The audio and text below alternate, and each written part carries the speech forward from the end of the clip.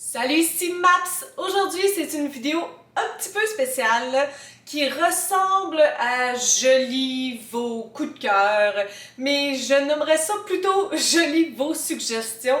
Mais là, c'est pas les suggestions de tout le monde, ce sont seulement les suggestions d'une personne spécifique. En fait, pendant la pandémie, il y a plusieurs mouvements qui se sont mis en branle, particulièrement le mouvement de l'Association des libraires du Québec.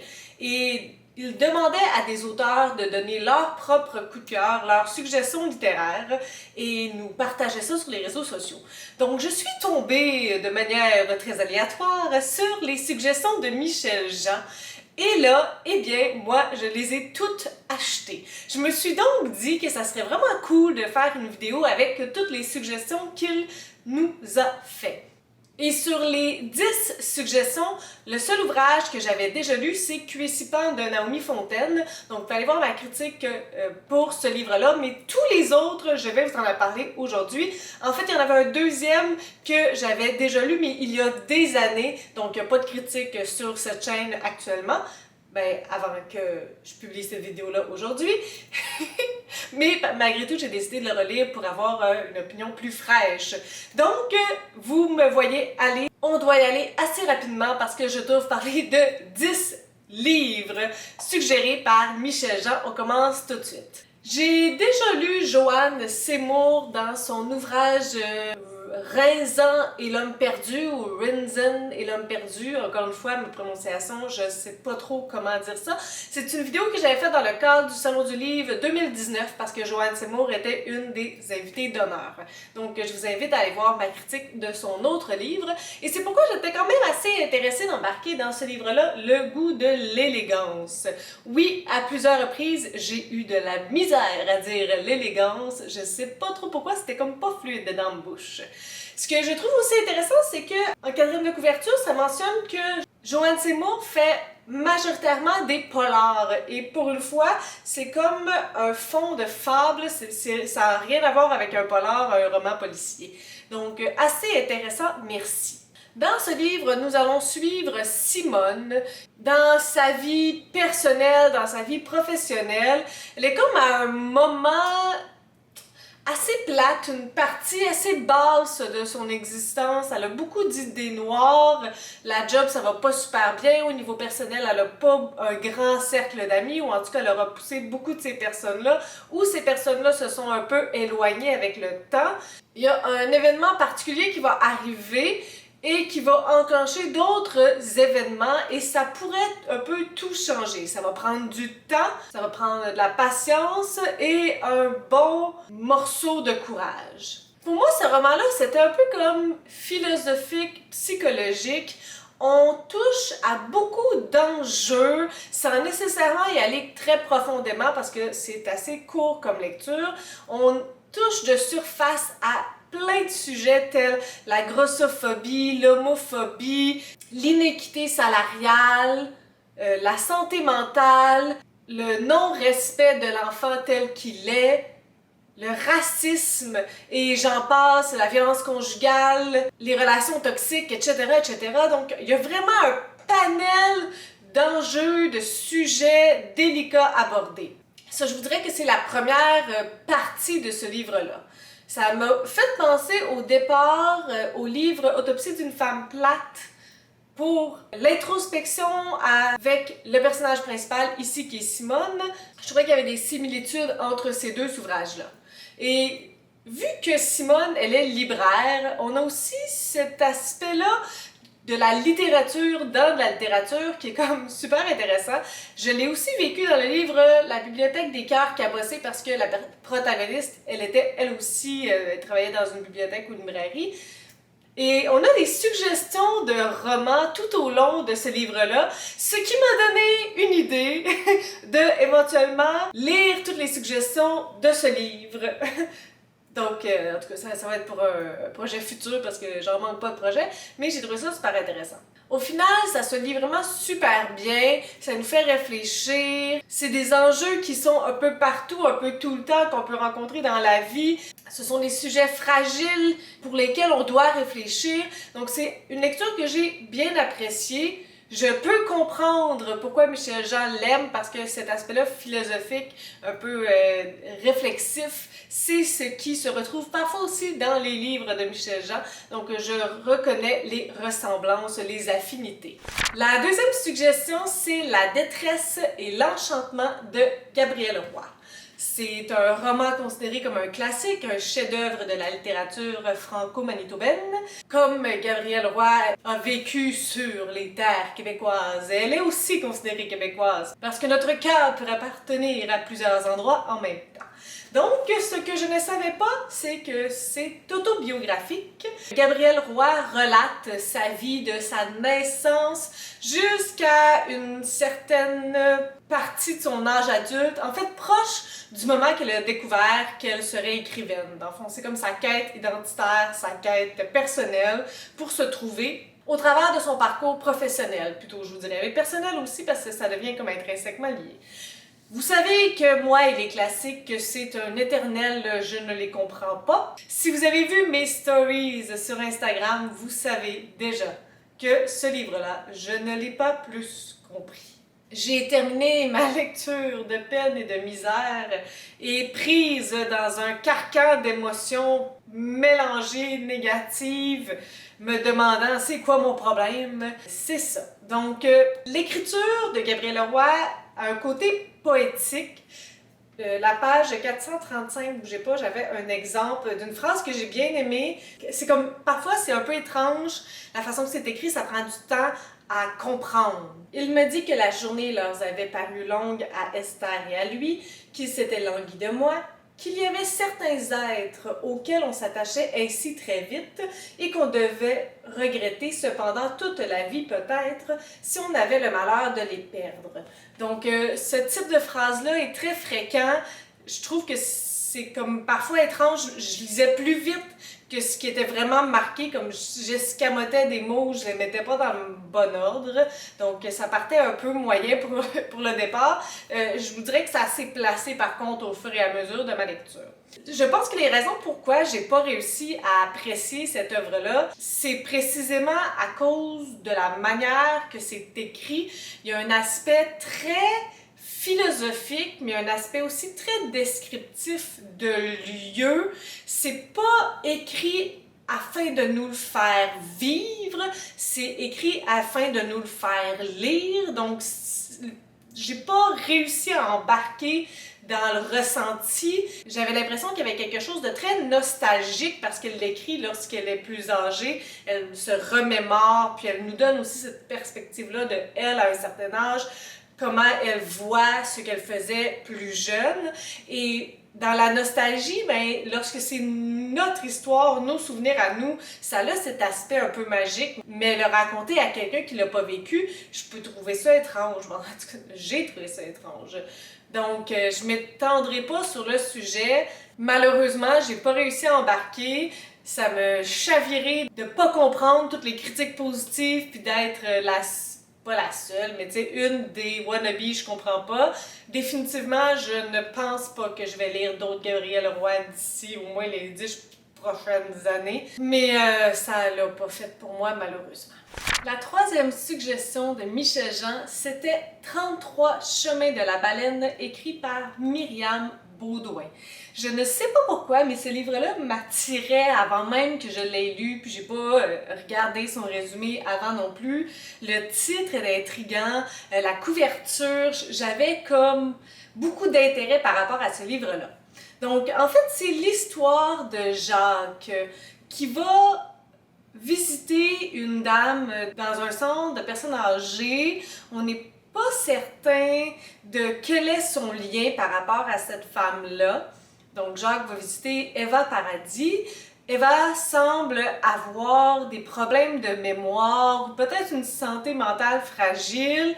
Il semble être en train de lui lire son histoire à elle. Il y a des bribes qui lui reviennent, mais définitivement, elle n'est pas assez lucide assez longtemps pour comprendre qu'il vient lui raconter son histoire à elle. Ce que j'ai cru au départ qui ressemblerait un peu au film Les pages de notre amour. Je ne sais pas s'il y a eu un livre, Les pages de notre amour, probablement, je sais pas, je vous dirai ça lorsque j'éditerai cette vidéo. J'avais vraiment l'impression que ça allait être ça au départ, donc que Jacques était comme le fils d'Eva, puis qu'il lui lisait son histoire d'amour entre Eva puis O'Neill pour lui remémorer des souvenirs. Par contre, ça part avec une touche un petit peu plus dark que ça. Donc, il y a quelque chose de très dur, par exemple, dans les pages de notre amour, malgré tout. Mais là, on n'est pas tout à fait dans la belle histoire d'amour toute cute, qu'on veut raviver cette flamme de nostalgie. On est dans autre chose. L'écriture, elle est super fluide. Le premier chapitre, j'étais complètement bouleversée. Je ne pensais pas être capable de me rendre jusqu'à la fin indemne. Il y a une alternance entre le présent et le passé, donc aujourd'hui et l'année du mariage d'Eva, qui est comme 1953 si je me trompe pas, dans ces eaux-là. Et il y a aussi une alternance dans la forme du roman qui est d'un côté narratif et de l'autre côté épistolaire. Donc Jacques lit les lettres d'Eva à O'Neill, donc il y a ce côté-là épistolaire. Actuellement, lorsqu'il y a comme ce format épistolaire-là, il y a un back and forth dans le sens que moi je t'envoie une lettre, toi tu m'envoies une lettre, mais là c'est unidirectionnel, ce sont que les lettres de Eva, et s'il y a des réponses, on le lit avec les lettres d'Eva. Je sais pas si vous comprenez, donc c'est vraiment toujours de la perspective d'Eva, de ces lettres qu'elle a écrites autour de 1953. Lorsque je me suis rendu compte que ce n'était pas une histoire d'amour super cute, là, j'ai eu 1001 scénarios qui me sont trottés dans la tête et j'ai pas réussi à arrêter de penser. Il y avait plein d'indices, mais c'était pas super facile de savoir si c'était des indices valides ou non parce que le personnage d'Eva nous est présenté comme une femme avec des problèmes de santé mentale, peut-être de l'Alzheimer, peut-être autre chose. Donc c'est sûr que ce qu'elle nous dit n'est pas nécessairement la réalité. Et on ressent aussi des autres personnages qui gravitent autour d'elle, entre autres Jacques lorsqu'il vient la voir, mais aussi la personne qui s'occupe d'elle, que parfois ils disent ce qu'elle veut entendre pour pas la rendre en colère, pour pas créer des crises. Donc je me demandais un peu qu'est-ce qui était vrai de tout ça, qu'est-ce qui n'était pas, c'était vraiment intéressant. Par contre, au fur et à mesure, j'ai réussi à démystifier où est-ce qu'on s'en allait. Puis je sais pas pourquoi, j'ai comme pas été contente de l'avoir trouvé. Puis là, vous allez me dire, oui, mais t'avais juste à mettre ton cerveau à off. Ouais, c'est pas si facile que ça à faire. Et oui, il y a quelque chose de surprenant à la toute fin. Il y a une petite twist que j'avais pas pensé. Je ne sais pas, après la lecture de ce livre-là, qu'est-ce que j'en pense. J'ai l'impression d'avoir tellement aimé le premier chapitre que je me suis créé des énormes attentes et que c'était pas ça au final le but du livre. J'ai comme créé mon propre but de ce livre-là, alors que c'était pas ça que le livre voulait dire. J'ai pas l'impression de ne pas l'avoir apprécié non plus. Parcourir la vie d'Eva au fur et à mesure de ses lettres, c'était intéressant. Par contre, elle a une grande détresse qui s'accumule au fur et à mesure des lettres. Puis ça, j'ai eu de la misère à me voir en elle. Est-ce que c'est parce que je suis quelqu'un de super indépendant? Peut-être, mais j'aime ça être capable de rentrer dans la vie de personnages qui ont vécu des situations que je ne vivrais jamais. Puis là, malheureusement, je l'ai vu dépérir, mais j'ai pas embarqué avec elle dans le bateau. C'est comme si je suis restée sur la rive. Donc, au final, c'est comme un peu mitigé, mais c'est pas mitigé entre comme j'ai aimé versus j'ai pas aimé. C'est mitigé entre est-ce que j'ai vraiment aimé beaucoup ou c'est correct. Puis de plus en plus que j'y pense, je pense que ça s'en va vers le correct. Je m'attendais vraiment juste à autre chose. Puis j'aurais aimé embarquer plus. Au final, je pense que c'est ça les deux éléments qui font en sorte que ça n'a pas rejoint le coup de cœur. Puis ça aussi, je me suis fait un peu comme une pression à me dire « Oh my God, ça va me plaire énormément ». Ça aurait pu me plaire énormément, je pense pas que je me suis jinxée, là, mais malheureusement, c'est ça. Il y a aussi, je vous dirais, certains passages qui sont un peu complexes dans l'écriture. La façon que c'est écrit, je savais pas tout le temps qui disait quoi. C'est arrivé quelques reprises, c'est un petit peu désagréable lorsque ça arrive, faut comme relire. Mais sinon, c'est ça. C'était Une aventure, mais sans plus. Continuons avec Ici n'est plus ici de Tommy Orange. C'est son premier roman et en plus, lui-même est un représentant des Premières Nations, lui-même Cheyenne, si je ne me trompe pas. Je trouve que ce livre-là est difficile à résumer, à expliquer. On suit plusieurs personnages à Auckland.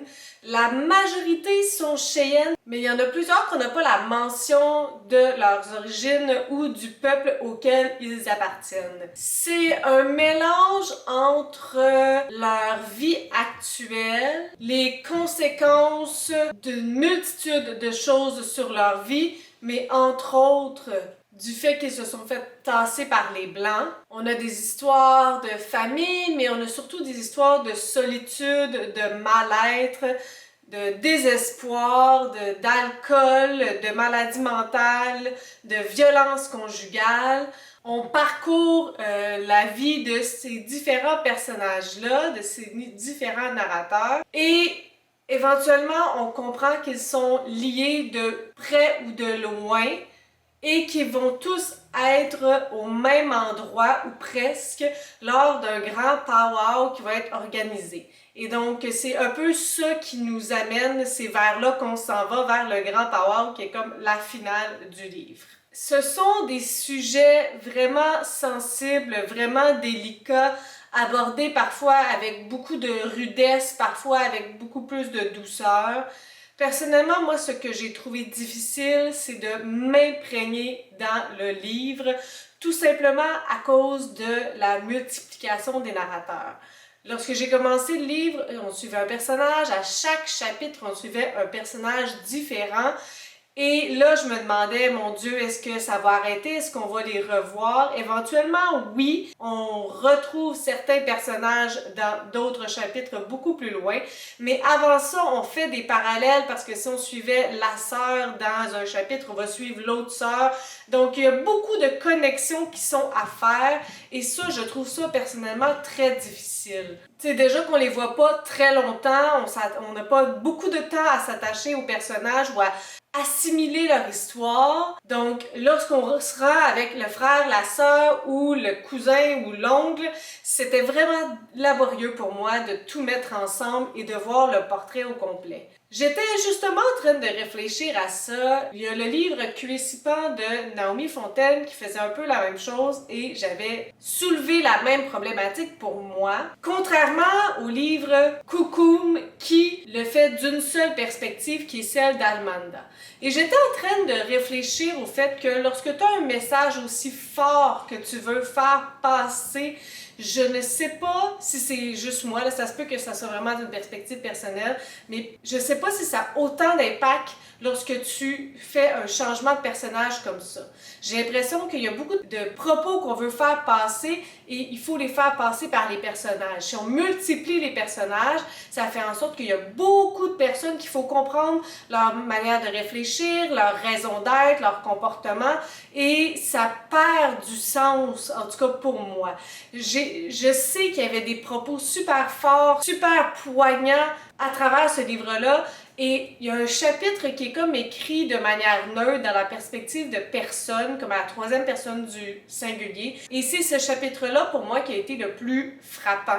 Parce que là, on me donnait des faits, on me donnait des explications de l'historique sans passer par un personnage. Donc ça m'était beaucoup plus accessible. Je sais pas si je suis la seule qui est comme ça, ou en tout cas, si on est deux moitiés, là, la moitié des gens que ça passe pas tant par les personnages, puis ceux que ça passe par les personnages, mais moi, c'est ça que je trouve plus difficile dans des ouvrages comme ça.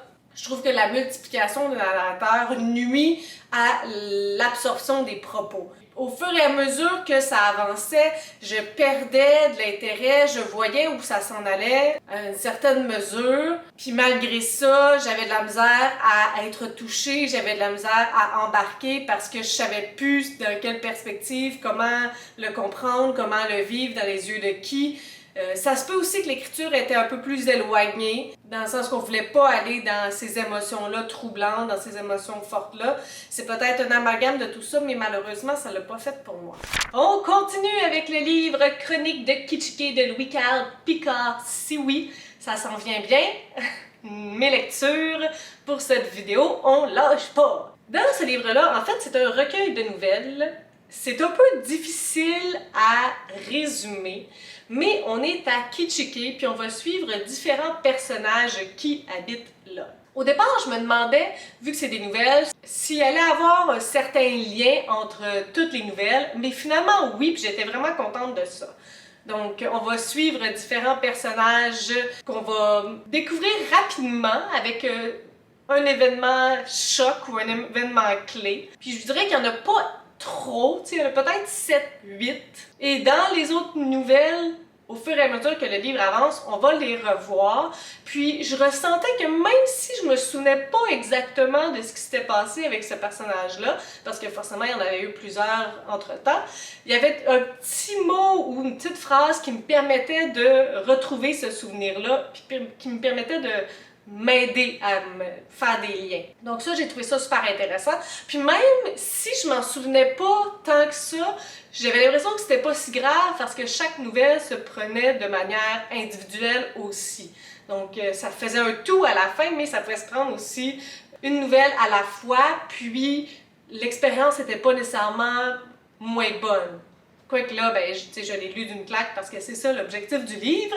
Ce que j'ai beaucoup aimé dans ce livre-là, ce sont les réflexions que ça apporte, mais au cœur même des habitants qui vivent dans une réserve, leur relation avec là où ils sont, avec leurs traditions, avec leurs mœurs, leurs coutumes, le sentiment d'oppression versus la liberté, les relations entre eux et les Blancs, les effets de la colonisation sur eux et sur leur mode de vie d'avant.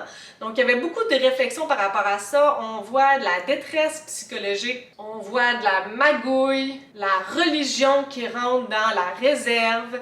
Donc, il y a beaucoup d'éléments qui sont vus, mais à l'intérieur même de Kichike, ce qui est d'autant plus intéressant parce que c'est rarement ça qu'on lit. Il y avait des nouvelles plus difficiles, des nouvelles plus belles, plus douces, particulièrement une, L'homme qui fait danser les étoiles. Puis j'ai beaucoup aimé la fin, qui fait comme une sorte d'enquête un petit peu, puis qu'on revoit tous les personnages qu'on a lus au travers du livre.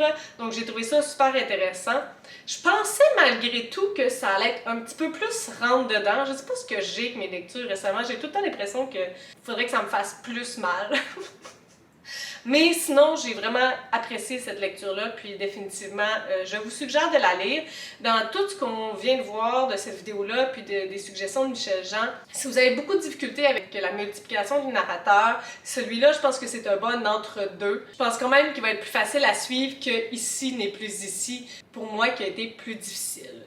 Donc, voyez, si celui-là ça va super bien, ben allez-y par la suite avec celui-là.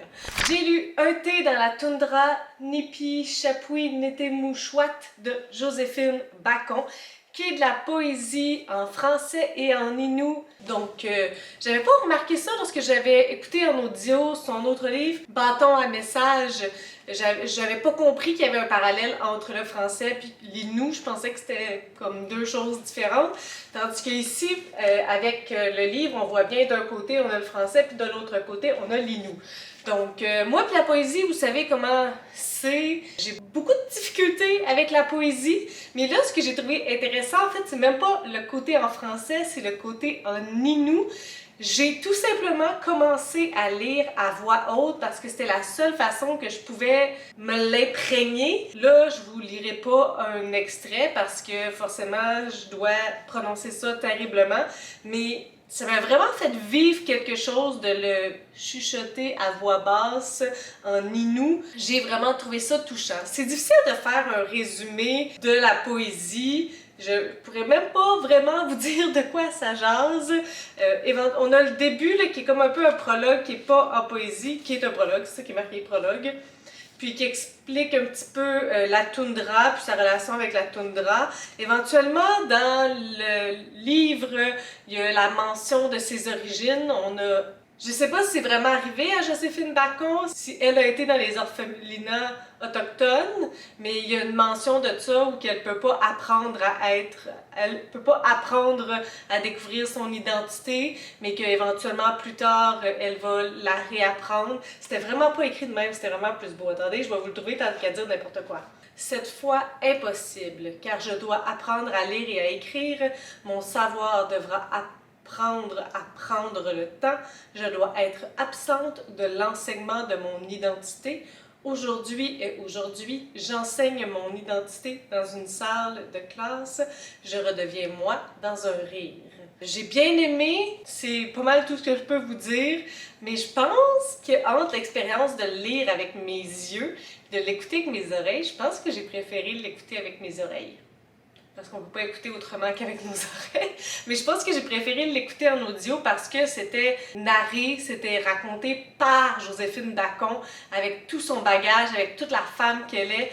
Je pense que j'ai eu une préférence pour ça que de le lire moi-même. Takawan d'Éric Plamondon. Donc ça se passe en 1981 en Gaspésie, autour du territoire des Micmacs. Il va y avoir la bataille du saumon. Les Micmacs pêchent le saumon en Gaspésie, puis il y a un événement qui va faire en sorte que le gouvernement va décider que non, finalement, le saumon leur revient. Il va y avoir une saisie assez musclée et ça va avoir des impacts assez horribles. C'est un livre qui a des chapitres très courts, parfois c'est juste comme une page.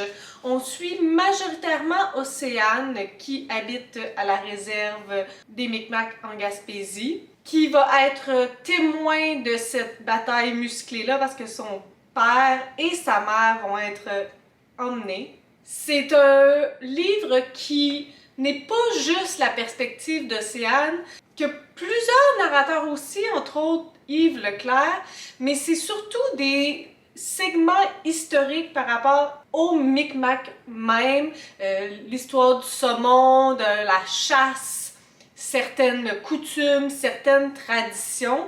Donc il y a vraiment des chapitres qui sont dédiés à nous apprendre des choses, entre autres l'origine du nom de la Gaspésie. Ce livre-là, pour moi, a été vraiment coup de poing. L'écriture d'Éric Plamondon, elle est efficace, elle est précise pour faire en sorte que tu embarques dans un chapitre aussi court. Ça a besoin d'être efficace et ça fonctionnait complètement. J'ai même oublié le fait qu'il y avait plusieurs narrateurs. J'ai complètement embarqué et ça m'a détruit à plusieurs reprises. Il y a de ces passages vraiment criants de vérité, des phrases qui nous font réfléchir tellement.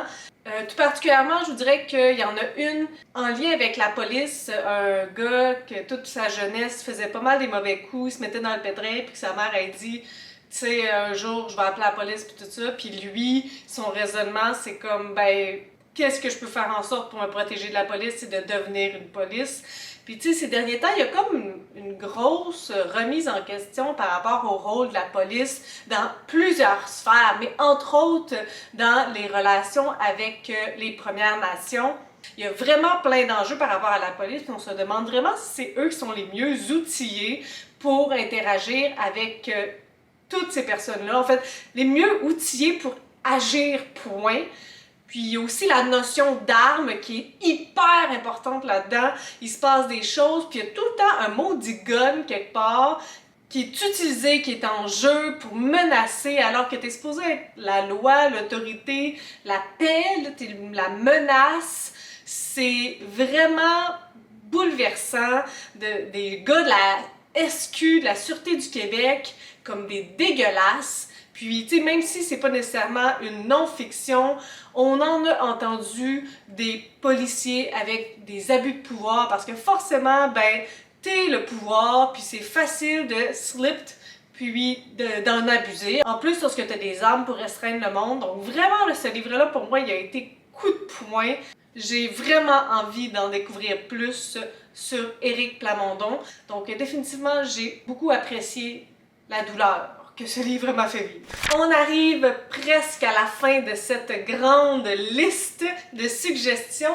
Ici, je vous présente Un ange cornu avec des ailes de tôle, écrit par Michel Tremblay, qui est un livre que je crois avoir lu au cégep. Il était comme annoté, il y avait des petits post-it.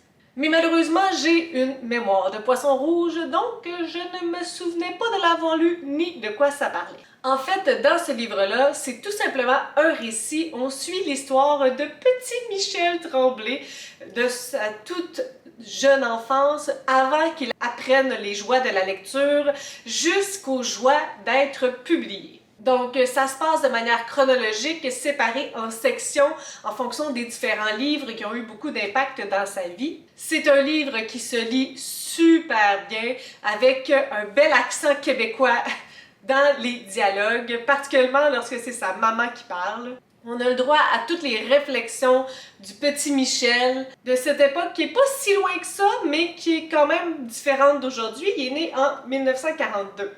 Donc on parle de la fin des années 40 et du début des années 50 et plus. J'ai vraiment beaucoup aimé ce livre-là, sans surprise. J'ai un faible de façon générale pour les non-fictions, donc ici ça représente un peu ça vu qu'on suit Michel à travers sa vie. J'ai trouvé qu'il y avait un petit parallèle à faire aussi avec le livre La voleuse de livres de Marcus Zusak. Pas parce que ça parle du tout de la même chose, mais parce qu'il y a comme une évolution dans le temps à travers les livres. Ici, comme je vous disais, donc chaque chapitre est un livre qui a été important dans la vie de Michel Tremblay et c'est quelque chose de similaire qui se passe dans La voleuse de livres.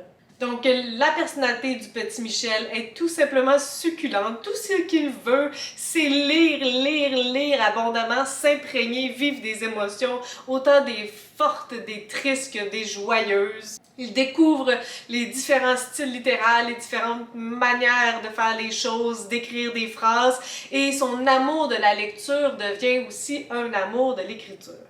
J'ai vraiment adoré le suivre au fur et à mesure de sa vie. Il y a aussi des thématiques super importantes qui sont abordées, entre autres l'homosexualité. Michel étant né en 1942, on n'avait définitivement pas l'ouverture d'aujourd'hui, et même aujourd'hui, il y a encore du progrès à faire, mais si on retourne de 70 ans, il n'y avait pas d'ouverture du tout pour ça.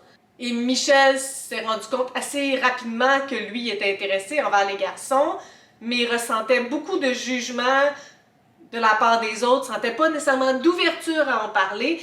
Et même par rapport au livre, il y a un beau jour qu'il voulait emprunter un livre avec une thématique d'homosexualité et on n'a jamais voulu lui prêter. Il y a d'autres sujets aussi comme l'importance de la religion, à quel point elle avait un peu autorité sur tout. Puis Michel a eu plusieurs difficultés par rapport à ça. Un sentiment que ce n'était pas nécessairement juste, et effectivement, ce ne l'était pas nécessairement non plus. Il y avait aussi cette époque de la censure, les livres qui étaient mis en annexe, et dont on interdisait tellement de les lire que tout ce que ça lui donnait envie, c'était de les lire. Il y avait une petite tangente à confronter l'autorité, ce que je comprends totalement. Donc définitivement, j'ai eu beaucoup de plaisir à le lire. Je trouve la couverture toujours aussi cocasse. Mais c'était une superbe lecture.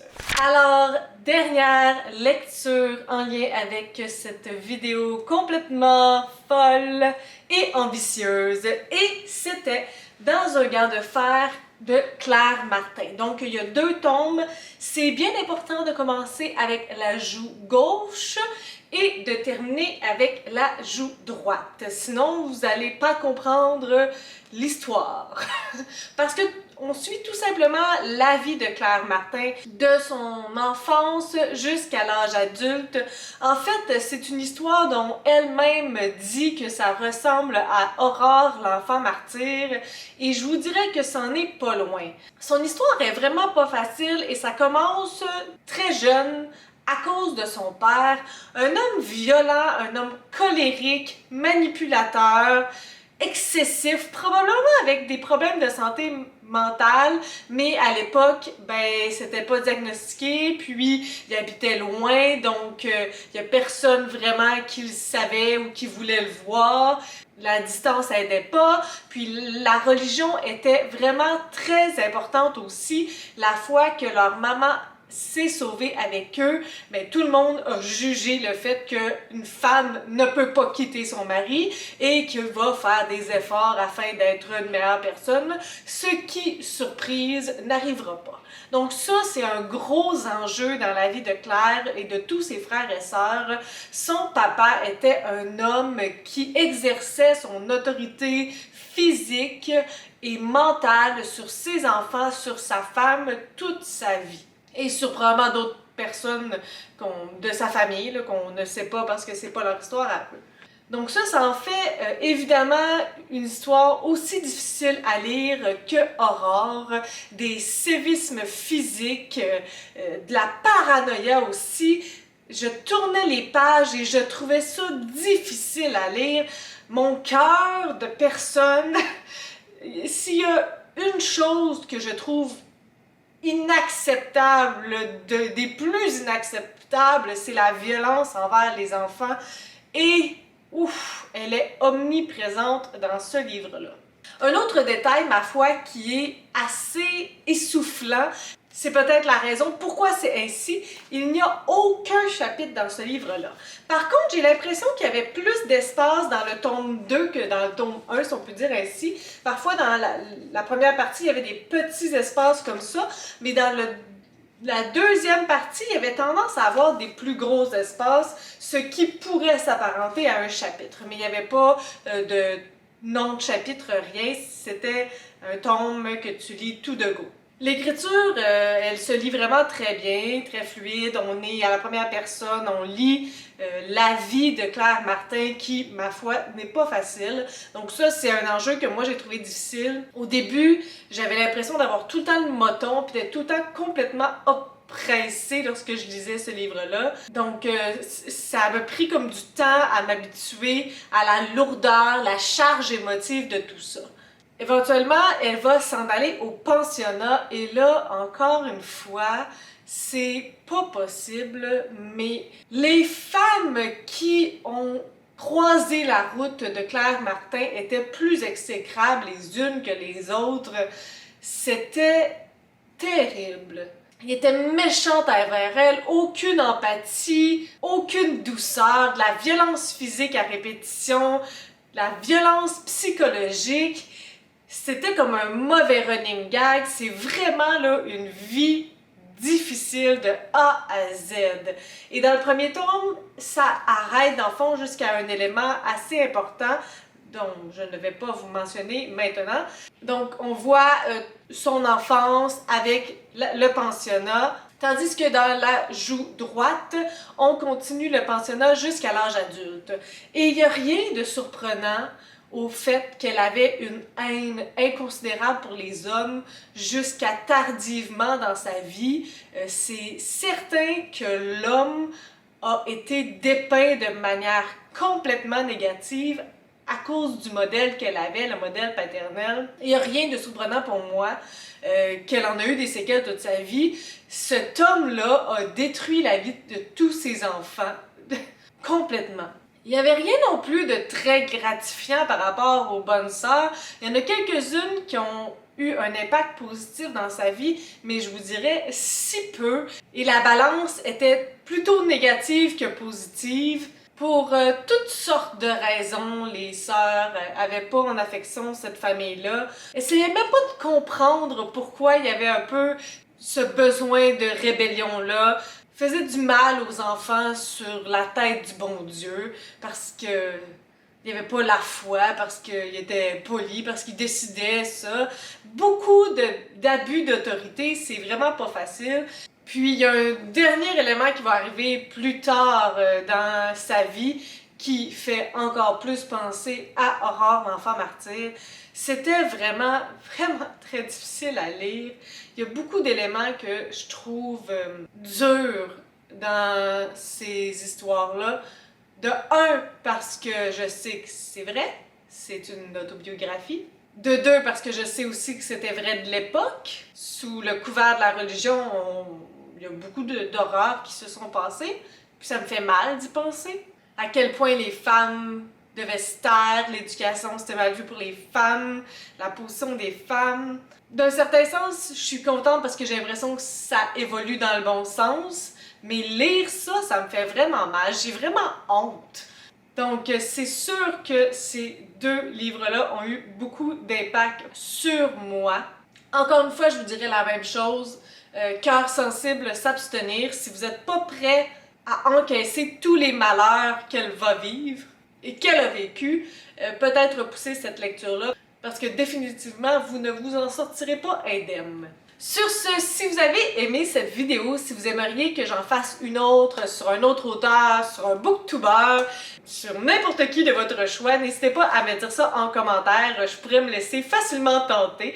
Si vous avez aimé cette vidéo, n'hésitez pas à mettre un petit pouce ou à vous inscrire à ma chaîne. Et sur ce, je vous souhaite de bonnes lectures!